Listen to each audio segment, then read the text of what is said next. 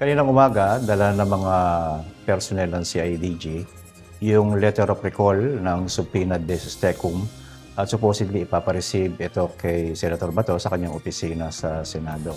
Wala nang inaasahang Senator Ronald Bato de la Rosa na lulutang bukas sa Major Crime Investigation Unit o MCIU ng Criminal Investigation and Detection Group. Ito'y matapos na pansamantalang bawiin kaninang umaga ng CIDG ang subpoena na inisyu nila noong Lunes. Ayon kay PNP Public Information Office Chief, Police Brigadier General Randolph Tuanyo, hindi na kailangang magpakita sa CIDG kahit ang abogado ng mambabatas. Wala na po, sapagkat sinabi nga po at pinareceive na sa opisina niya kanina yung recall ng subpoena deus tecum para sa May 14 ng alas 10 ng umaga. Ang hakbang ng PNP ayon kay General Tuanyo ay bilang paggalang sa Senado. Ito ay may kaugnayan sa pinag-usapan ni Chief PNP at ang Direktor ng CIDG bilang respeto sa institusyon ng Senado, kaugnay ng Senate Protection Order na inisyu nila para kay Senator Bato de la Rosa. Nagpadala ang CIDG ng kuan ngayon ng letter na recalling their subpoena. So salamat CIDG, thank you. Thank you. Naawa kayo sa akin na magbibiyahe pa dyan na naka-under protective custody ako dito sa Senado. Bakit daw nila? Ha? I don't know. Basta winidraw lang daw nila. Salamat. Thank you. Sa IDG, General Murico. Thank you.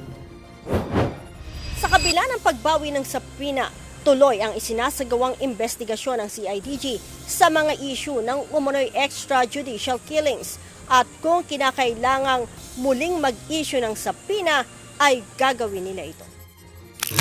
Patuloy yung investigation nila, pinukumpleto na nila yung mga documentations at makaraan masettle yung issue ng Senate Protection Order. Magsusumite uli ang CIDG para magpa-receive ng panibagong subpoena kay Senator Bato de la Rosa.